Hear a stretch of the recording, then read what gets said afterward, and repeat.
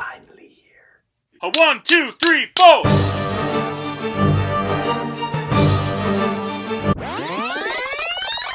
Hey everyone, welcome to Mr. Teach Film Preach, and if you're a film lover like I am, and you learn from films as much as I do, then you are perhaps in the right place. Click like down below and subscribe to my channel for more content. While you're down there, comment below, what did you think of this epic historical drama action, The Woman King? You can also check out my 2022 playlist of all the films I've reviewed so far right up there. Today we're talking about the 2022 action historical epic, The Woman King. Directed by Gina Prince-Bythewood, starring Viola Davis, Thuso Mobito, Lashana Lynch, John Boyega. This is the story of the Agojie, an all-female elite warriors who protected the Kingdom of Dahomey in West Africa in 1823. Follows General Nanisca as she trains and readies the new recruits to battle against an enemy bent on destroying their kingdom and their different way of life. And right off the bat, I can say I love Viola Davis. Thank you.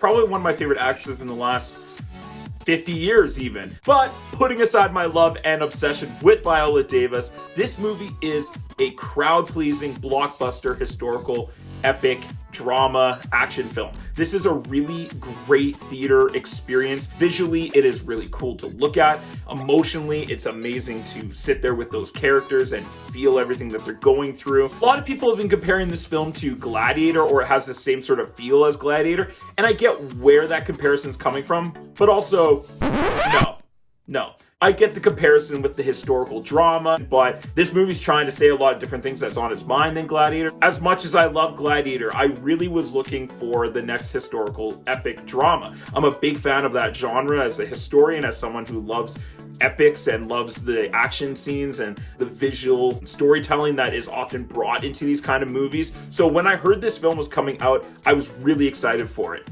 And I was not let down. There's a lot that this film was trying to say about feminism, about warrior women, and how this society in Dahomey is so different from the rest of the African nations at the time. We're talking about the Atlantic slave trade and try not to sell slaves to the European colonizers at the time. One of the things that stood out was how emotional it was. It was so poignant at times, and I was very much invested in this story and these characters right from the get-go. They did a great job of building the characters. Of course, my girl Viola Davis, just a goat, just a pure goat, who I don't know if I've mentioned that I love.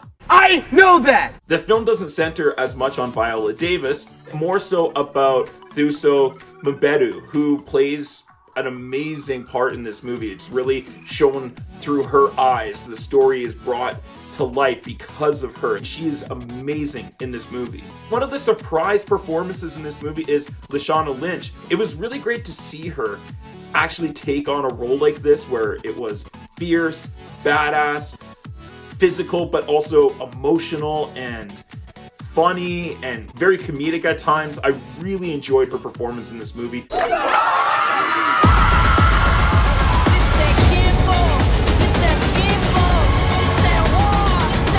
John Boyega as the king, I wasn't quite too sure about him when I heard about his casting and who he was going to play, yet he pulled it off. He did such a great job. I was so impressed by him and the way he carries himself and he commands the scenes. He's just spot on. The women, the warriors, the rest of the ensemble was spectacular. Such great, ferocious, fierce, beautiful women in this film that are just kicking ass, taking names. Such a cool story. And I think that's ultimately why I'm so in love with this film. I just got swept up in this amazing epic drama. Anytime you can tell a fresh story in a genre that is already packed, I'm ready for it. I'm down for it. I wasn't quite sure how the filming of those action scenes were in the end, or the editing behind it. They cut a lot of times, and the choreography is beautiful. It's really well done. The fight scenes are great. You can tell that they put in a lot of work for those fight scenes. The women were doing most of their own stunts, which is really cool.